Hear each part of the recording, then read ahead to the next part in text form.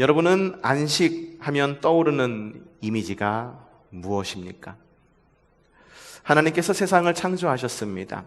첫째 날부터 여섯째 날까지 빛과 그리고 사람까지 완벽하게 아름다운 모습으로 창조하시고 일곱째 날에 이르러 하나님께서 안식을 하십니다.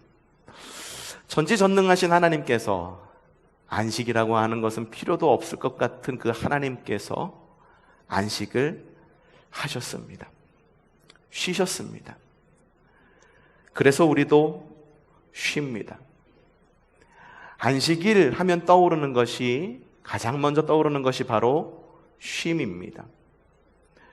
좀 더 고급진 언어로 이 쉼이라고 하는 것을 다르게 표현해 보자 한다면 의도적 멈춤이라는 단어로 설명할 수가 있습니다.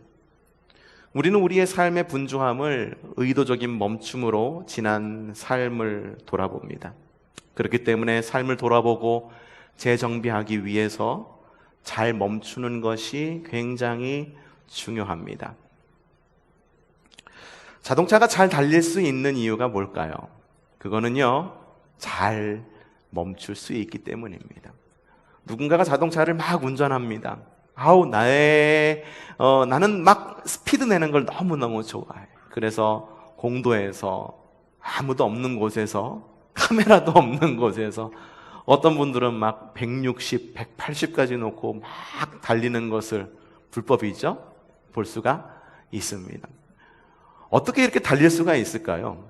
자동차 성능이 좋아서 그렇게 달릴 수가 있을까요? 네, 자동차 성능이 좋아서 그렇게 달릴 수 있을지도 모르겠습니다. 제 차를 아무리 밟아도 제 차는 한 160km 이상까지는 나가진 않더라고요. 160km 정도까지 나가는데 좋은 차들은 더 달릴 수가 있겠죠. 그런데요, 곰곰이 생각해 보면 자동차가 이렇게 빨리 달릴 수 있는 이유는 바로 멈출 수 있기 때문에 달릴 수가 있는 것입니다. 멈출 수 있다라고 하는 보장이 없이 과연 그렇게 180, 200km를 막 달릴 수가 있을까요? 글쎄요. 멈출 수 있다라고 하는 보장 없이 달리는 것은 자신의 생명을 걸고 목숨을 건 레이스를 하는 것, 무모한 도전을 하는 것밖에 되지 않습니다. 우리의 삶도 마찬가지입니다. 우리는 정말 바쁘게 살아갑니다. 너무 바쁘게 살아가요. 이 과학의 법칙, 물리학의 법칙 가운데에 이 관성이라고 하는 법칙이 있습니다. 뭔지 아시죠? 멈추고자 하는, 멈춰 있는 물건은 계속 멈춰 있으려고 그러고 달리는 물건은 계속 달리려고 하는 것입니다. 그래서 멈춰 있는 것을 움직이게 하려면 가장 큰 에너지가 필요합니다.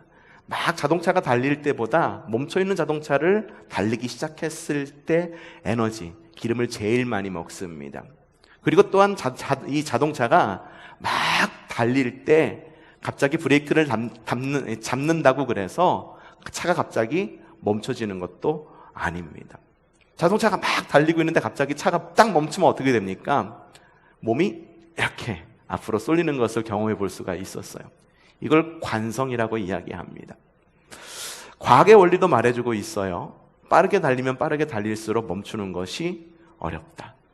왜냐하면 관성이라는 것이 있기 때문에 바쁘게 사는 사람일수록 멈추는 것이 정말 어렵습니다. 그럼에도 불구하고 우리의 삶에 있어서 의도적으로 멈추는 것은 굉장히 중요합니다. 그래서 여러분은 의도적으로 휴가를 가는 거죠. 그래서 몸과 마음을 정리하고 새롭게 정리한 마음으로 또다시 달릴 준비를 합니다. 안식일도 역시 마찬가지입니다. 의도적인 안식으로, 의도적인 멈춤으로 우리의 영을 새롭게 하는 날이 바로 안식일입니다. 곧 쉼을 통해서 얻는 이 유익을 한마디로 회복하자면 뭐냐면 바로 회복이다라고 하는 것입니다. 이 회복은요, 안식을 통해 얻을 수 있는 가장 큰 유익입니다. 우리는 안식을 통해 우리를 구성하고 있는 몸과 마음과 영의 회복을 받습니다. 몸과 마음과 영의 회복, 이것은 전인격적인 회복이다라고 말합니다. 개인적인 회복뿐만 아니라 안식일을 통해 자연과 사람의 관계가 회복이 됩니다. 사람과 사람의 관계가 회복됩니다. 또한 하나님과 사람의 관계가 회복됩니다. 그렇기 때문에 멈추는 것, 그 멈춤으로 인해서 회복되는 것은 굉장히 중요하죠. 우리나라에서도 땅을 엄청나게 개발을 합니다. 개발을 하는데 아무 땅이나 무턱대고 개발하는 것이 아닙니다. 정말 보호해야 할 땅은 그린벨트라고 하는 것으로 묶어둬요. 그래서 그 땅이 쉬게 만듭니다. 그래서 그 땅에 살림이 아주 울창하게 우거지게 놔둡니다. 등산로도 그렇죠. 어느 날 갔는데 내가 늘 가던 등산로가 막혀 있어요. 거기부터는 쉬는 등산로라고 하는 거예요. 사람들이 너무 왔다 갔다 해서 등산로에 있는 이 숲들이 괴로우니까 숲들 보고 좀 쉬고 회복하라고 그래서 그 등산로를 막아두고 대신 그동안에 회복된 또 다른 등산로를 열어두는 거죠. 그렇기 때문에 우리는요, 안식을 생각할 때 그래, 쉬는 날이다, 우리 잘 쉬자라고 하는 쉼에 대해 생각할 뿐만 아니라 회복에 대해서도 생각할 줄 알아야 됩니다. 안식일을 생각할 때에도 그래, 이날은 우리 쉬는 날이야, 열심히 놀자라고 하는 어떤 그러한 쉼뿐만 아니라 그래, 하나님께서 안식함으로 인해서 회복하라 말씀하셨지, 그래, 안식일은 회복에 있는 날이지 라는 마음으로 회복에 대해서도 생각할 줄 알아야 된다라고 하는 것입니다. 곧 안식일은 의도적인 멈춤이 있는 쉼의 날인 동시에 모든 상태와 관계의 회복의 날인 것입니다. 궁극적으로 이 안식일은 회복의 날입니다. 코로나 이전 크리스천이라고 한다면 누구나 갈등했던 질문들이 있었습니다. 그 가운데 하나가 안식일에 과연 일을 해야 되는가, 일을 해야 하지 말아야 하는가, 일을 하지 말아야 하는가. 이런 고민 있으셨나요? 지금도 갖고 계신가요? 근데 이 질문에 대답을 하기 전에 이 질문에 대답하기 전에 분명한 전제가 우리에게 이미 있음을 좀 기억해야 됩니다. 그건 뭐냐 하면 일, 곧 직장, 사업체, 학교, 이런 것은 주님이 우리에게 주신 사명의 자리라고 하는 것입니다. 이 자리는 내가 원해서 들어간 자리일 수도 있고, 그리고 내가 원치 않아서 어쩔 수 없이 가는 그런 일터였을지도 모릅니다. 하지만 그 모든 일터와 사업체, 그리고 학교, 이런 곳은요, 하나님께서 우리에게 예비해 두신 사명의 자리다라고 하는 생각으로 일하고 공부해야 된다라고 하는 거죠. 그렇기 때문에 청지기 정신으로 일을 해야 됩니다. 청지기란 맡겨진 일을 하는 사람이 바로 청지기입니다. 그 사업이 내 사업자 등록증에 분명히 내 이름이 들어가 있다 할지라도 그것은 나의 일이 아니라 하나님께서 나에게 맡겨주신 주님의 일이라는 생각을 갖고 성숙한 마음으로 하나님과 이웃들에게 선한 영향력을 끼치는 그런 사명자가 되어야 된다라고 하는 것입니다. 일할 때, 공부할 때, 그래, 이 일은 주님께서 내게 맡겨주신 일이야 라는 마음으로 일하고 공부해야 된다라고 하는 거죠. 근데 이건 코로나 이전에 우리가 너무 심각하게 고민해야 됐던 일이었을지도 모릅니다. 지금의 시기는요, 매우 특별한 시기입니다. 그 누구도 경험해보지 못한 환경이 지금의 우리의 현실로 다가왔습니다. 이전과는 다르게 평일이든 안식일이든 일을 하고 싶지만 제한된 환경 안에서만 일을 할 수 있습니다. 사회적 거리두기가 1단계였다가 그리고 2단계였다가 지금 2.5단계라고 이야기를 하죠. 그래서 선별적으로 감염의 위험이 높은 곳을 자꾸만 뭔가를 갖다가 멈추게 합니다. 오늘 아침에 뉴스를 들어보니까는 편의점에서 여러분 라면들 많이 사 잡수셨죠? 그렇죠? 거기서 바쁠 때 삼각김밥도 한번 먹고 라면 먹고, 저도 전도사 시절에 너무 바쁘게 교회 사역을 하다 보니까는 밥 먹을 시간이 없어서 교회에 갈 때마다 그냥 버스 기다리면서 앞에 있는 편의점에서 삼각김밥하고 콜라 하나씩 먹었던, 삼각김밥하고 라면, 3분 라면, 컵라면 먹었던 기억들이 아직도 지금도 생생합니다만, 오늘 아침에 뉴스 보니까는 이제는 편의점에서 라면 끓여 먹지 말라, 사가는 건 괜찮다, 뭐 그런 것들이 뉴스로 나오는 것을 볼 수가 있었어요. 제한된 환경 속에서만 우리가 일을 할 수 있고, 그동안에 누려왔던 우리의 모든 것들이 제한되는 그런 느낌을 받고 있는 것이 지금의 우리의 환경입니다. 예배도 그렇죠. 제한된 환경 속에서 제한된 인원만 모일 수가 있습니다. 우리는 지금 제한된 인원이 지금 모여 있습니다. 정부에서 말한 예배 준비 인원이 20명이라고 이야기를 하는데, 사실 우리 교회에서 20명 모인다고 한다면 코로나 딱 들어서면서 모였던 인원 전부는 되지는 않지만 그래도 일부는 포용할 수가 있는 인원입니다. 하지만 또 다른 기준이 10명 이하의 모임만 가능하다라고 이야기를 해요. 그래서 좀 기준이 좀 애매합니다. 그래서 20명으로 모였는데 만약에 여기서 어떠한 문제가 생기면 10명 이하로 모이라고 그러지 않았느냐라고, 그런 법의 기준을 그렇게 적용시킬지는 않을까라고 하는 그런 마음에 좀 부담감이 있어요. 그래서 어떻게 할까 고민하다가, 그래, 예배 준비하는 인원 우리 교회는 10명 이하로 잡으면 되겠다. 그러면은 10명 이하의 모임이라고 하는 그런 기준도 충족시키고, 예배를 준비하는 사람들도 그 정도면 우리 교회는 충분할 수 있겠다라고 해서 지금 이 자리에 모인 인원도 10명 이하의 인원이 모여 있습니다. 지금 마음껏 예배하고 싶지만 인터넷으로 예배하고, 그리고 교회 나오고 싶지만 나오지 못하는 이러한 제한된 환경 속에서 예배를 하고 있죠. 나머지 인원들, 이 자리에 나오지 못하는 성도들은 지금 온라인으로 예배하고 있습니다. 자, 그러면 이런 시기에 어떻게 안식일과 삶의 영성을 거룩하게, 건강하게 이어갈 수 있었을까요? 코로나 이전 시기까지는 안식일을 지킨다라고 하는 것, 그건 재정적인 이유가 나의 안식일에 큰 고민이었다라고 말한다면, 지금의 시기는 사람과 사람의 대면이 어렵기 때문에 안식일과 삶의 영성을 고민해야 되는 시기가 우리에게 성큼 다가왔습니다. 하지만 다행히도 과거의 재정적인 이유, 현재의 비대면의 이유를 공통적으로 관통하는 가장 큰 안식일의 가치가 있습니다. 그 가치는 무엇이냐? 바로 앞서 말한 거예요. 지금의 내 삶의 안식일을 지켜 행함으로 얻을 수 있는 삶의 쉼, 그리고 관계의 회복, 이것이 바로 안식일에 있어서 변치 말아야 할 귀한 가치다라는 것입니다. 특별히 지금 우리 환경이 과거와는 다를지라도 하나님과의 관계 회복, 그리고 사람과 다른 피조물과의 관계 회복이 안식일을 지킴으로 누릴 수 있는 것인지를 심각하게 고민할 줄 알아야 합니다. 아무리 비대면의 시기라 할지라도 의도적인 멈춤으로 하나님을 대면하는 영적 습관 안에서 우리는 치유되고 회복되어 갈 수 있는 것입니다. 이전까지 교회 나오면 바빴어요.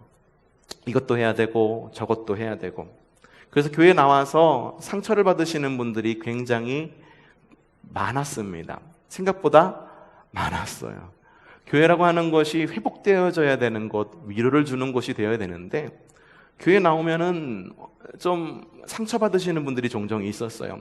왜 그랬을까 곰곰이 생각해 보니까, 안식일에 나와서 쉬고 안식일에 나와서 회복되어야 되는 것, 그 근본적인 바탕에는 우리가 하나님을 대면함으로 회복되고 하나님을 대면함으로 쉰다라고 하는 근본적인 이유가 있었음에도 불구하고 맨날 안식일에 교회 나와서 본 것은 하나님이 아니라 사람이었기 때문이 아닐까라고 생각해 보았습니다.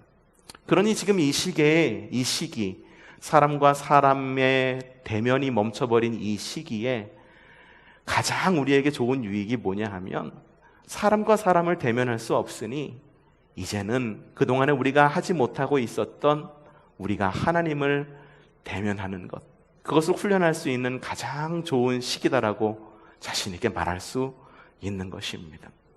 거룩한 안식일을 지키는 거룩한 영적인 습관을 우리는 예배다라고 이야기를 합니다. 우리는 이 예배를 통해 새 힘을 얻고 한 주간을 살아갈 그런 이유를 찾게 됩니다. 믿음의 선진들은 어떻게 해야 바른 예배를 드릴 수 있을까 굉장히 많은 고민들을 해왔습니다. 특별히 중세시대, 가톨릭의 황금시대였던 이 중세시대에도 그러한 노력들이 있었어요. 왜냐하면 이 중세시대는 예배의 암흑기였기 때문입니다.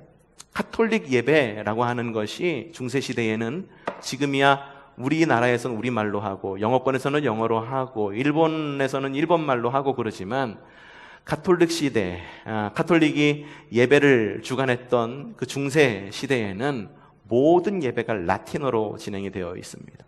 목사가 예배를 진행하는데, 예전을 집례하는데 여러분이 알아들을 수 없는 말로 집례를 하는 거죠. 여러분은 지금 혹시 제 말을 알아듣고 계십니까?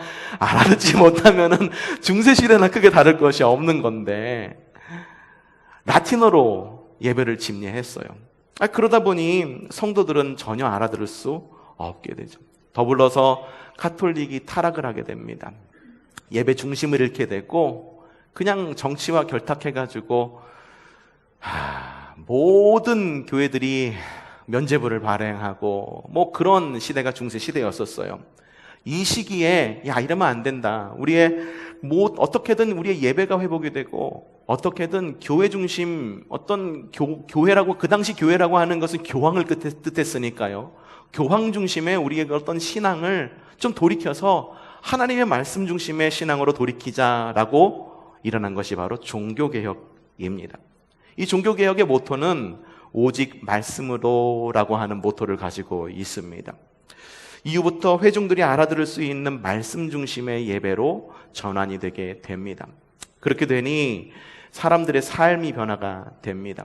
제가 재작년에 유럽으로 성지순례를 다녀왔죠. 그곳에 가보니까는 종교개혁지를 돌아보게 됐는데 우리말로는 종교개혁이라고 씁니다. 종교개혁이라는 말로 쓰죠. 그래서 종교를 변화시키자. 지금 우리가 있는 이 세대 가운데 있는 좀 잘못된 전통을 좀 갈아엎자라고 하는 어떤 그런 의미로 받아들입니다만 유럽에 가서 본 이 종교개혁은 종교개혁이 아니라 그냥 리포메이션이에요. 리포메이션. 종교라는 의미를 담고 있지 않아요. 리포메이션은 뭐냐면 again이라고 하는 말이고 formation이라고 하는 거는 형성이라고 하는 거예요. 종교 안에만 멈춰 있었던 것이 종교개혁이 아니라 삶의 변화를 이루어내고자 하는 것이 바로 종교개혁이었다라고 하는 거예요. 예배 잘 드리자라고 했던 것이 종교개혁이 아니라 이렇게 살아서는 안 돼. 우리의 삶도 변화돼야 되고 그동안에 하나님을 대면하지 못했던 우리의 삶에서 하나님을 직접 대면하는 삶. 그래서 마틴 루터가 한 일이 뭡니까? 마틴 루터가 한 일이 뭔가요? 신약 성경을 독일어로 번역한 거예요. 그래서 마틴 루터는 지금 우리가 알고 있는 종교 개혁자이기도 하지만 그 당시의 독일, 중세시대의 독일의 독일어는 방언이 굉장히 심했던 그런 나라였었는데 방언을 하나의 표준 독일어로 이렇게 묶은 장본인이 바로 마틴 루터예요. 마틴 루터 하면은 우리는 단순히 종교개혁자로 알고 있지만 독일에서는 종교개혁자가 아니라 마치 우리나라의 한글을 창제하신 누구? 세종대왕님과 같은 어떤 그런 위치에 있으신 분이 바로 마틴 루터라고 하는 거예요. 그러니까 종교개혁이라고 하는 것은 단순히 우리 예배 잘 드리자. 이렇게 하면 안 돼. 기도도 열심히 하고 찬송도 열심히 하고 그런 것이 아니라 우리의 삶 전반을 바꾸자라고 하는 운동이었다라고 하는 거예요. 그런 운동이 되니까는 교회로부터 시작된 중세시대의 암흑기가 사람들을 변화시키고 사람들이 계몽이 되고 사람들이 말씀 중심의 삶, 하나님을 대면하는 삶으로 점차 변화된 것입니다.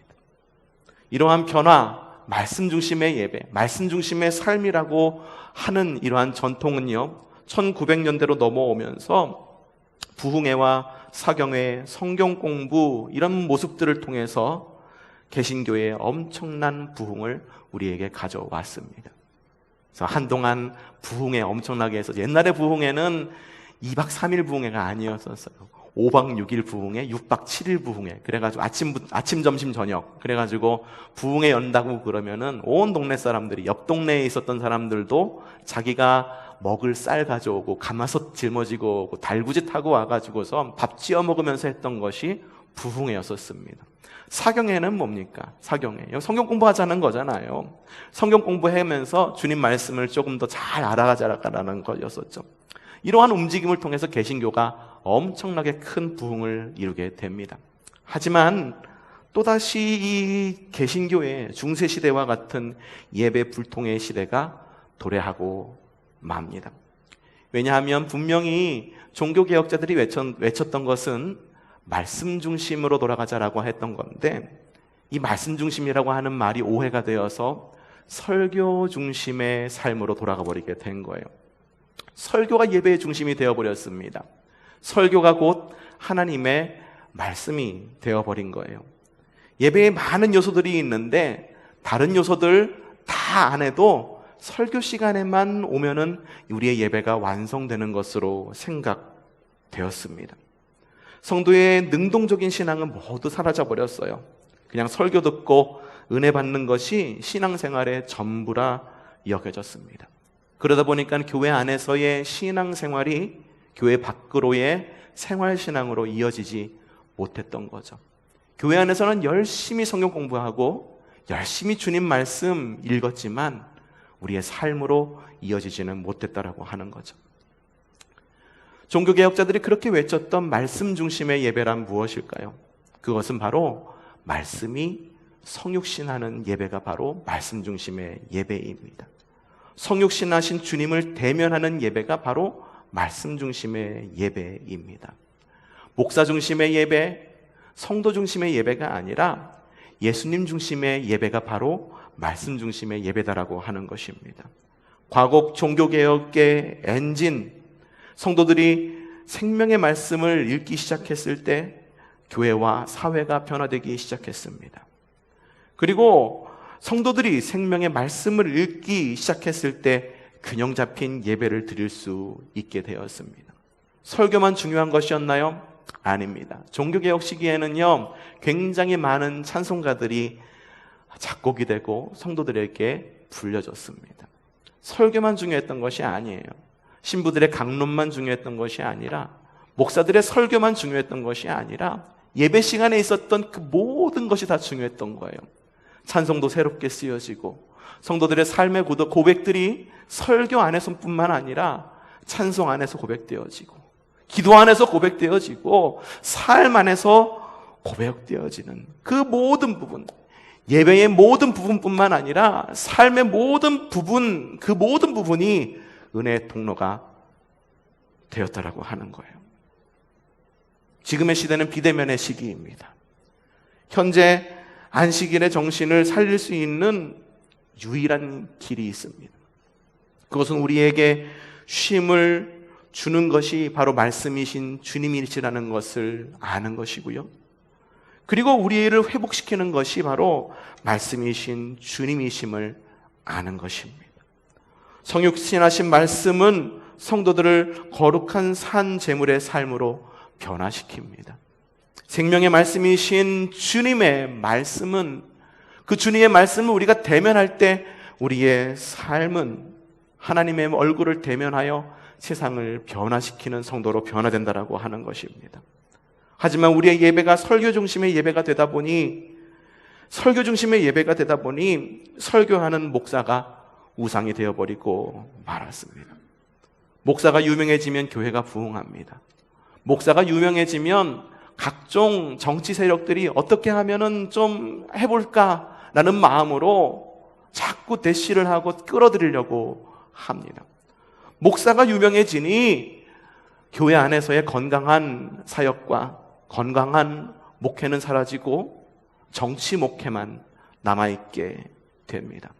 목사의 목적은 오롯이 교회가 성장하는 것, 목사의 목적은 오로지 사회에서 말 그대로 출세하는 것, 그것이 되어버리고 말았습니다.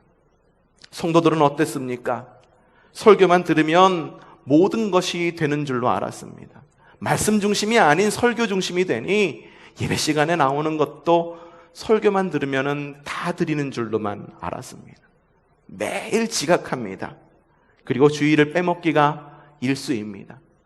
초성TV에 목사님 설교 말씀 올라오니까 지금 예배 드리지 않아도, 실시간 예배 드리지 않아도 오후에 올라오는 목사님 말씀 들으면은 그게 예배 드린 거지 뭐야. 이러한 아니란 생각이 우리에게 자꾸 들어오게 됩니다. 안식일의 정신은 죽어버리고 현실에 안주하는 성도가 점점 더 늘어납니다. 성도들은 거룩한 산 제물의 삶이 아닌 그저 수동적으로 목사의 설교에만 목마른 어린 아이들로 되어버리고 말았습니다. 이 상황을 여러분 어떻게 생각하십니까? 좀 뭔가 돌이켜야 되겠다라는 생각이 들지 않습니까? 그러니 우리는 설교 중심이 아닌 말씀 중심의 신앙으로 데려가야 합니다. 하나님의 말씀 앞에서 하나님과 대면하는 믿음의 성도가 되어야 된다라고 하는 것입니다. 주님께서 우리에게 안식일을 주신 이유는 우리에게 쉼과 회복을 주시기 위함입니다. 혹시 나의 안식일이 나의 삶의 분주함, 혹은 이거와는 정반대로 비대면으로 인한 게으름으로 인해서 안식일이 아닌 이 날이 공휴일로 변질되지는 않았는지 돌아보고 건강한 안식일의 영성을 회복하는 여러분들 되시기를 바랍니다. 비대면의 시기, 우리의 모든 시간이 주님과 대면하는 시간이 되시기를 바랍니다. 우리의 모든 시간이 주님과 대면하여 쉼과 회복이 있고 세상 속에서 소금과 빛, 거룩한 산 제물이 되어 세상을 변화시키는 자랑스러운 성도가 되시기를 바랍니다. 우리는 지금 설교 중심의 예배를 하고 있습니까? 혹은 이 안식일이 단순히 쉬는 날 정도로만 여겨지지 않습니까? 요즘에는 토요일에 쉬는 날이 끼면은 월요일까지 대체 휴일로 주죠. 그러다 보니까는 주일 끼고 여행 가는 일이 너무 자연스러워졌어요. 여행 가서 여러분 예배 잘 드리고 계세요? 어느 교회 들어가서 그곳에서 하나님의 영과 하나님의 진리로 하나님을 예배하십니까? 글쎄, 일단 여행지에 가면 좀 마음이 흐트러지고 그리고 하나님을 대면한다라고 하는 것이 힘든 것이 사실이 아닌지 한번 솔직하게 돌아보시기를 바랍니다. 그리고 또한 부탁드리고 싶은 것은 이 안식일에 있어서 주님 말씀을 가까이 하는 여러분들 되시기를 바랍니다. 목사 설교에 여러분들 목매이지 마세요. 여러분들 성경책 다 들고 계시잖아요. 그렇죠? 지금처럼 설교 말씀 보기 좋은 때가 어디 있습니까? 스마트폰만 켜도 성경, 채널만 돌리면은 성경도 가벼워서 옛날처럼 무겁지 않잖아요. 처음에 유대인들이 가지고 있었던 설교는 두루마리였어요. 그러다 보니까는 성경 한 권 갖는 것, 더군다나 양피지이기 때문에, 동물 가죽이기 때문에 성경이 얼마나 비쌌는지 모릅니다. 하지만 성경 한 권 지금 얼마입니까? 비싸야 4만 원, 5만 원. 물론 큰 돈일 수는 있을지는 모르지만 그 정도의 재정을 투자해서 주님의 말씀을 우리가 읽을 수 있다고 한다면 그만한 가치는, 그 이상의 가치는 있는 것은 아닌가라는 생각도 해보게 됩니다. 말씀을 가까이 하는 여러분들 되시고, 그리고 말씀을 읽음으로 하나님과 대면하는 거룩한 안식일의 영성을 이어가는 저 여러분이 되기를 주님의 이름으로 축복합니다.